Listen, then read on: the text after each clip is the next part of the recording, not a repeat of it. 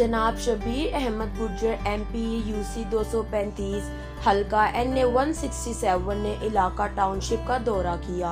और अपनी टीम के हमरा फरहान महमूद के दफ्तर विजिट किया